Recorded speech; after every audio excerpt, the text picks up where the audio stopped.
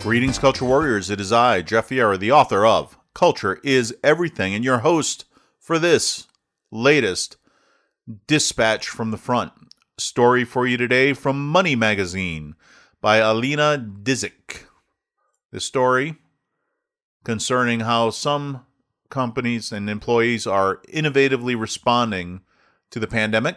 As their suits and stilettos collect dust, employees are making quick cash selling old office clothes online. When Robin Camerote attends a Zoom meeting, she no longer needs the heels, the blazer, or even the pants she used to wear in the office. So instead of letting these business casual staples idle in her closet, she's selling them all online. I don't see a scenario where I'm going to wear these clothes again, says the 45-year-old management consultant. As the coronavirus pandemic stretches into fall, Camerote is one of the many former corporate warriors getting rid of her newly useless office attire through secondhand websites like Poshmark, The RealReal, Facebook Marketplace, and eBay. At The RealReal, women's pumps are now the most consigned type of shoe, according to Sasha Skoda, category director for women's and kids apparel at the online consignment retailer. In May and June, the number of men's ties on the site increased by 47% compared to 2 months prior, she says. The number of cocktail dresses increased by 93%. Some people are definitely ditching the classic 9-to-5 suit and tie mentality, Skoda says. There's less demand, of course. Suit and tie purchases are down 12% and 9% respectively compared to last year. But bargain hunters, some living in parts of the East Coast, South, and other areas where shutdowns have begun to ease, are still scooping up deals. Emily Ho, a 39-year-old digital marketing consultant in Louisville, Kentucky, has used the fashion resale platform Poshmark to sell 21 items, mostly cocktail dresses, that fetch roughly 60% of what she paid for them since May. So far, she's earned about $1,000, money that's helped buffer her emergency savings account. I kept getting overwhelmed by how much I'm not wearing, Ho says. Ho has used Poshmark sporadically since 2016, she says, but her shoes, dresses, and other items sold at a snail's pace before the pandemic. Now she gets a lot more traffic. Teresa Perona, an executive assistant for a technology company in Rockland, California, also says her Poshmark sales have gone up since the start of the quarantine. Perona, 30, sells previously worn clothes from her own closet. A pair of J. Crew women's dress pants earn her between $20 and $30 a pair, she says. Plus, clothing from her friends and relatives who pay her a commission fee of at least 20% for every item she successfully pawns off online. Altogether, Perona says her earnings make enough to pay my student loan payments. This trend has staying power even as some U.S. workers start to trickle back to their desks, says Allison Gary, a style blogger in Greenbelt, Maryland, who sells some of her gently worn clothes on Poshmark and Facebook Marketplace. Americans are rethinking their wardrobe and aiming for smaller, more curated closets, not just because they need to make money, Gary says, but because their lifestyles have changed. At last count, 13.6 million Americans were unemployed, more than double the unemployment rate from this time last year, and millions more have gone telecommute for the foreseeable future. People seem to be offloading, Gary says. They've got more options than ever. Poshmark and The RealReal, both founded in 2011, operate as consignment middlemen, meaning sellers get money added to their account once an item is received by a buyer and its return window expires. The RealReal typically charges consigners a 45% fee for every item sold, with prices for some designer pieces fetching $200 and up. Most sellers send in an itemized box of vetted designer items. Those items are then photographed, sold, and shipped directly to buyers. Poshmark, which asks sellers to photograph, sell, and ship their own wares, takes a 20% cut on items priced higher than $15 and charges a flat rate of $2.95 for items under $15. Consigners can find buyers directly on Facebook Marketplace without paying a cut. Or they can turn to eBay, a 24-year-old e-commerce auction site that's free for most small-time sellers and comes with a built-in audience of global bargain hunters. So sellers can ship their business casual cast-offs to buyers in Germany, Korea, and other countries that are faring better in their response to COVID-19 than the U.S. In a lot of other countries, you're still physically going to your job, says Amanda Miska, a stay-at-home mom in Wyncote, Pennsylvania, who makes hundreds of dollars each month selling used clothes online. In recent months, Miska has sold many of the dresses she used to wear to conferences and meetings to overseas buyers, she said. As a seller across multiple online platforms, she's also been fielding lots of questions from people who want to make extra cash by paring down their wardrobe. These days, Mishka is something of an expert in the subject. I literally wear yoga clothes every day, she says. All right. So there is a sadness which permeates this story that I think should be noted kind of first and up front. A nation that is on the rise, a nation which is prosperous and doing well, is not a nation where a lot of people wind up having to turn to selling their clothes from the formerly prosperous age in order to pay bills today. This would be akin to the Romans selling their togas, right? Togas were not really standard uniform for the Romans. They were more of a formal dress-up kind of outfit, and probably one of the surest signs of a family in decline was getting rid of such attire, because it meant that they had no posh function to attend. It meant that they were running out of money, and they had to start paring down on their possessions. So there's a sadness which comes with this. That said, I greatly admire the innovation of the American people, the scrappiness that's inherent in trying to figure out ways to keep supporting themselves, even when the government has effectively declared war upon them. There's a reason why those other countries have done better than the United States of America has in COVID response. They're not run by a bunch of socialists unhappy with the fact that the American people have seen through them and are not particularly interested in retaining them in power or keeping them in the wealth generated by taxpayers to which they've grown so accustomed. And so instead, the American people continue to find ways to survive. Something which must, in private conversation, just really annoy our ruling class. After all, every effort to bend us to their will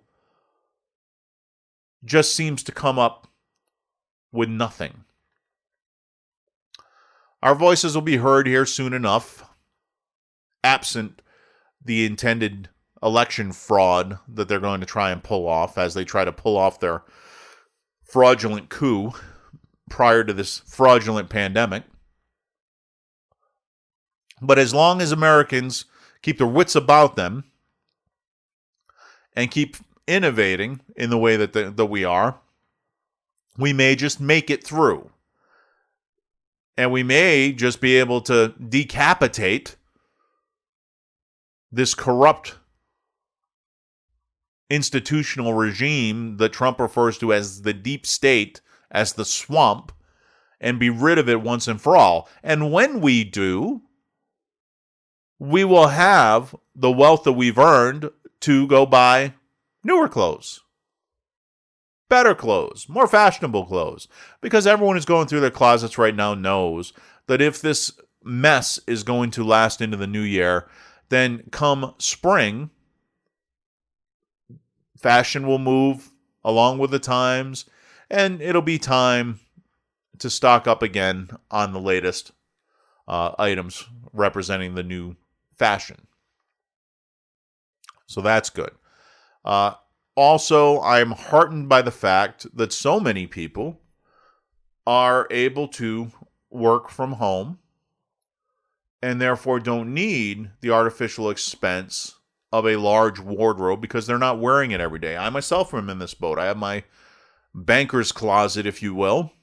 And as my roles have changed, I need them less and less. Now, the fact of the matter is that the clothes that I wear, unfortunately, are probably not going to be big sellers on Real, etc. Perhaps the best I could do is if funeral homes happen to need a good source for a last suit, with the back torn up for easy dressing, then perhaps I might make a buck or two that way.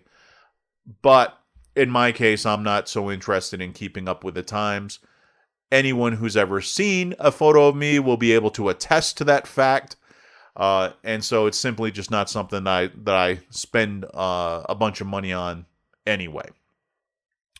I remember when my father passed away and he requested to be buried in his powder blue suit. This was of the sort that would have been fashionable for a guest star on the Love Boat circa 1979, complete with the blue ruffled shirt. It made him look like the last person to plan for their prom date back in the 70s. It was awful. And thankfully, my brother intervened to buy him a nicer suit. So that when we did the open casket at the wake, people didn't think that we were trying to get him a cameo on a new launch of the Brady Bunch or something. So not a lot of history for being on fashion's cutting edge in my family, I'm afraid. It limits our opportunities in resale of items. But I think the takeaway here is there are a lot of platforms which do give you an opportunity to reach customers who do want your old stuff. We've all acquired lots of stuff that we no longer need. It's a great idea to pare that down, particularly if there's a chance that you might move seeking employment. The less stuff you move, the cheaper the move is going to be for you. So it's well worth considering your personal value of how much stuff you want to be lugging around all the time. If you're someone who's a little bit of a pack rat or a hoarder, this can be a very difficult emotional thing for you to go to, because parting with your stuff just tends to accentuate the feelings of loss that are associated with an economic downturn. If you lost your job, if you've taken a step back salary-wise, it can really do a number on you to then have to take some things that you previously acquired and enjoyed and have to bid them farewell. It's the right thing to do, but it can be a depressing thing to do. And this is a good time to really rethink our relationship with material things. I myself, I cast my eyes about my house and I see things that I've got that I have not touched in years. So why am I still lugging them around? They're really just kind of shackles when you think about it. And if somebody else could gain some enjoyment from them, why not go ahead and get rid of them? See if you can make a little something in return that helps you pay that student loan bill, helps you pay that water bill. It can be a good thing. And also, you just feel, when you're not suffocating with things, you just feel better. The house doesn't seem to be a prison for your stuff, if you know what I mean. So good on Robin Camerote and all the rest for finding avenues to bring in a little extra money, stay a little bit more liquid, build savings up, because God knows it might get worse before it gets better. And keep scrapping out there, America. We can get back on track if we're just willing to hang in there a little bit longer and get rid of some of these bloody idiots, these parasites who've been living off of us for so long while mocking us the entire time. They've got to go.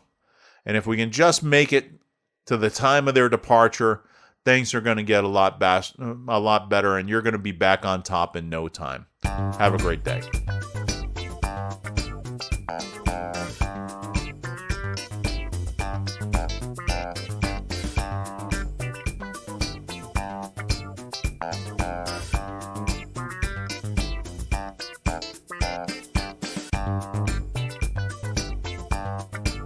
Bye.